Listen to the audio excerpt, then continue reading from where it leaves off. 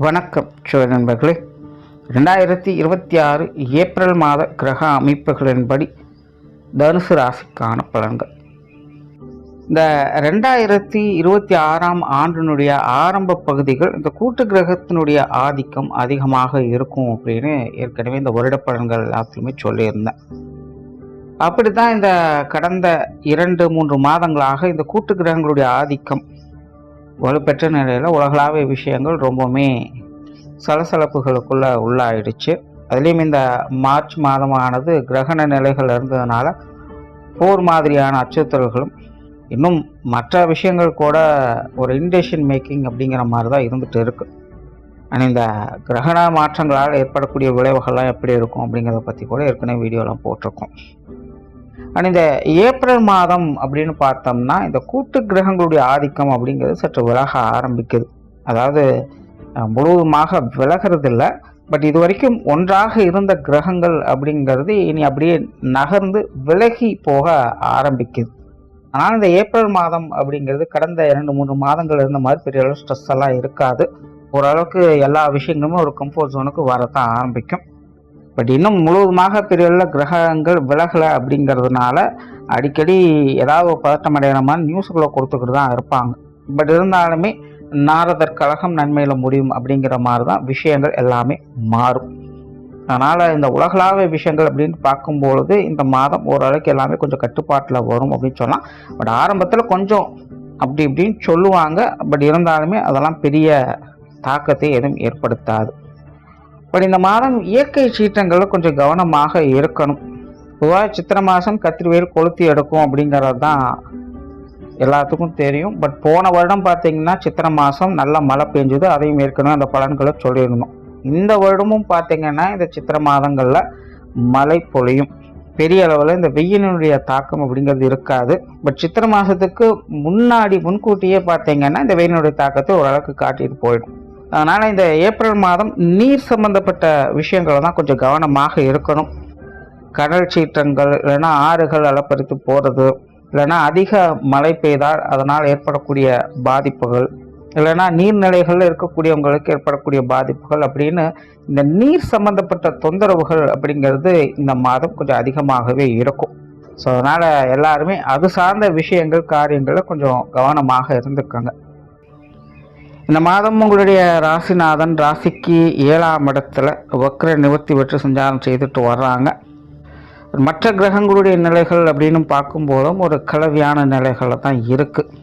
Already தனுசு ராசியை பொறுத்த வரைக்கும் சமீப காலமாக கொஞ்சம் சிக்கலாகத்தான் போய்கிட்டு இருக்குது. எதுவும் பெருசாக சொல்கிறதுக்கு இல்லை.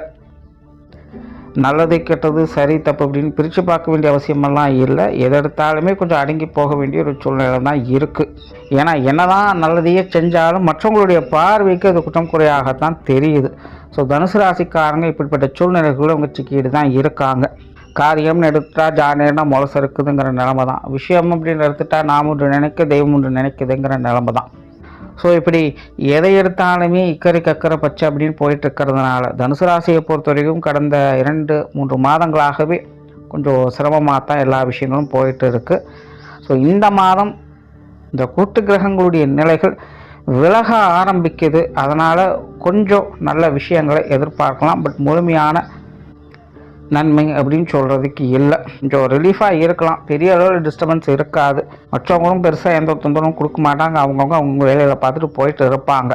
ஆனால் திடீர்னு சில நேரங்கள் குரங்குக்கு தேல் கொட்டின மாதிரி யாரோ ஒருத்தங்க எதையோ செய்ய போக அது உங்களுடைய மன நிம்மதியை கன்ஃபியூஸ் பண்ணி விட்டுடும். ஸோ தனுசு ராசிக்காரங்க இந்த மாதம் இந்த மாதிரியான விஷயங்கள் காரியங்களும் கொஞ்சம் கவனமாகவே இருங்க.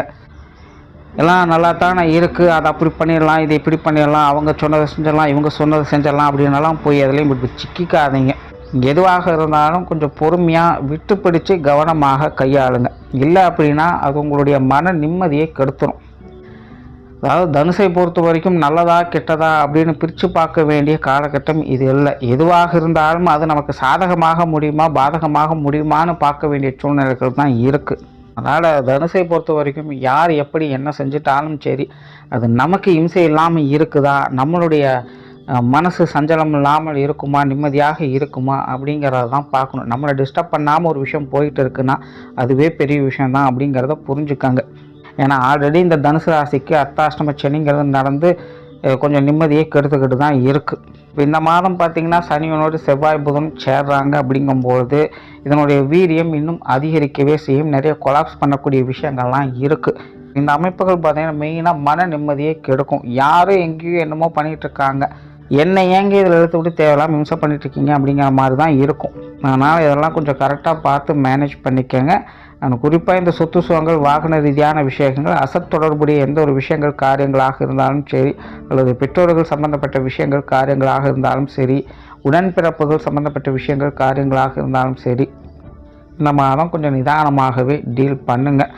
தொழில் வேலை உத்தியோகம் சம்பந்தப்பட்ட விஷயங்கள் இந்த மாதம் எதிர்பார்ப்புகள் சற்று அதிகமாகவே இருக்கும். ஆனால் விளைவுகள் குறைவாகவே இருக்குது. அதனால் அகலக்கால் வைக்காமல் இருக்கிற விஷயங்களை சரியாக மெயின்டைன் பண்ணிட்டாலே சிறப்பு அப்படிங்கிற நிலைகள் தான் இருக்குது. புதுசாக எதையும் ட்ரை பண்ணாதீங்க. புதிய வேலை வாய்ப்புகள், தொழில் வாய்ப்புகள் போன்ற விஷயங்கள் கிடைச்சாலுமே கொஞ்சம் பொறுமையாக யோசித்து நிதானமாக முடிவு பண்ணுங்கள்.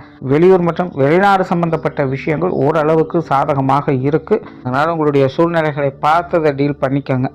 ஒரு தடவைக்கு 2 தடவை யோசனை பண்ணி எதாக இருந்தாலும் செய்யுங்க. அவசரப்பட்டு முடிவு பண்ணாதீங்க. பொருளாதார நிலைகளை பொறுத்த வரைக்கும் இந்த மாதம் ஓகே தான். பெரிய சங்கடம் இல்லை. கொடுக்கல் வாங்குகிற விஷயங்கள் திருப்தியாகவே இருக்கும்.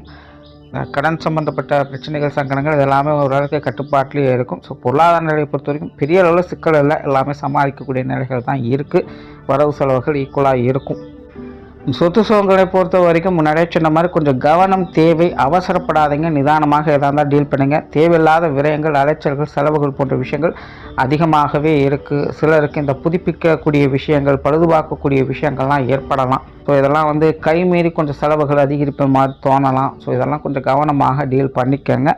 இது சார்ந்த புதிய விஷயங்களை இப்போதைக்கு எதுவும் பெருசாக டீல் பண்ண வேண்டாம். குறிப்பாக இந்த மாதம் தவிர்த்துக்கோங்க. அடுத்த மாதம் கூட ஓகே தான். அதே போல் தனுசு ராசியை பொறுத்த வரைக்கும் இந்த பாகப்பிரிவினைகள் போன்ற விஷயங்கள், சொத்து சுகங்கள் வகையில் இந்த கோர்ட்டு கேஸு சம்மந்தப்பட்ட விஷயங்கள்லாம் பெருசாக எதுவும் சொல்கிறதுக்கு இல்லை.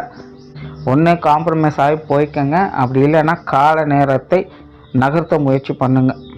குடும்ப விஷயங்கள், காரியங்கள் ஓரளவுக்கு பரவாயில்ல. பட் குடும்ப உறவுகளுக்குள்ளே சில கருத்து வேற்றுமைகள், மனஸ்தாபங்கள் அப்படிங்கிறது இருக்கும். இதனால் குடும்பத்துக்குள்ளே கொஞ்சம் சுணக்கமான நிலைகள் அப்படிங்கிறது இருக்கத்தான் செய்யும். அதே போல் எதிர்பாராத விரயங்கள், செலவுகள் அப்படிங்கிறதும் குடும்பத்துக்குள்ளே அதிகரிக்கும். ஒரு பக்கம் அன்பு, பாசம், நேசம், சென்டிமெண்ட்டாகவும் குடும்ப வாழ்க்கையை பார்ப்பீங்க. இன்னொரு பக்கம் குடும்பத்துக்குள்ளே கொஞ்சம் முரண்பட்ட நிலைகள் இருக்கிறதுனால சின்ன சின்ன மன சங்கடங்களையும் பார்த்துட்டு வரீங்க. பட் பெரிய அளவில் மேஜர் இம்பேக்ட் அப்படிங்கிறது கொடுக்காது. அதனால் குடும்ப விஷயங்கள், காரியங்கள், குடும்ப உறவுகள் சம்மந்தப்பட்ட விஷயங்கள்லாம் ஆரம்பத்தில் கொஞ்சம் ஸ்ட்ரகிள் கொடுத்து பின்னாடி எல்லாமே சரியாகும். கிட்டத்தட்ட நாரதர் கழகம் நன்மேல முடியும் அப்படிங்கிற மாதிரி தான் குடும்ப வாழ்க்கை பெரும்பாலும் இந்த மாதம் இருக்கும். திருமண அமைப்புகள், புத்திரபாக்கிய அமைப்புகள் சாதகமாக இருக்குது. கணவன் மனைவி உறவுகள், குழந்தைகள் சம்பந்தப்பட்ட விஷயங்கள்லாம் முன்னாடி சொன்ன மாதிரி தான் கொஞ்சம் கவனமாக டீல் பண்ணிங்க. சின்ன சின்ன சங்கடங்களை பெருசுபடுத்தாமல் இருந்தாலே இந்த மாதம் சிறப்பாக இருக்கும். உடல்நலம் சம்பந்தப்பட்ட விஷயங்கள் ஒரு அலைச்சல் தரக்கூடிய விஷயங்களாகத்தான் இருக்குது. உடல்நலத்தில் கொஞ்சம் கவனம் என்பது தேவை. மாணவர்களுக்கு கல்வி மற்றும் வித்தை சம்பந்தப்பட்ட விஷயங்கள் இந்த மாதம் நிறைய கான்ட்ரவர்சியான விஷயங்கள் அதிகமாக இருக்குது. குறிப்பாக இந்த அர்த்தாஷ்டம சனி அப்படிங்கிறது தனுசு ராசி மாணவருக்கு தேவையில்லாத பிரச்சனைகளை கொண்டு வரக்கூடிய நிலைகள் தான் இருக்குது. அதாவது ரிஸ்க் எடுக்க எப்பவும் நாங்கள் தயாராக இருக்கோம், ஆனால் ரிஸ்க்கு ஏற்ற ரிவார்டுங்கிறது கிடைக்கிறதில்ல அப்படிங்கிற ஒரு மன சங்கடங்களை இது கொடுக்கும். விடாமுயற்சி விஸ்வரூப வெற்றின்னு சொல்லுவாங்க. ஆனால் இங்கே தனுசை பொறுத்த வரைக்கும் விடாமுயற்சி அப்படிங்கிறதே ஒரு நிதானமான நிலைகளில் தான் இருந்துக்கிட்டு இருக்குது. அதனால் மாணவர்கள் முயற்சியை கைவிடாதீங்க. பெரிய பெரிய சங்கடங்களை எல்லாம் வளர்த்து கொள்ளாதீங்க. நிதானமாக எதுவாக இருந்தாலும் டீல் பண்ணுங்கள். ராசிநாதனான குரு 7ஆம் இடத்துலேருந்து உங்களுடைய ராசியை பார்க்கறதுனால ஓரளவுக்கு இந்த கல்வி வித்தைகளை சாதகமான நிலைகளை பார்க்கலாம்.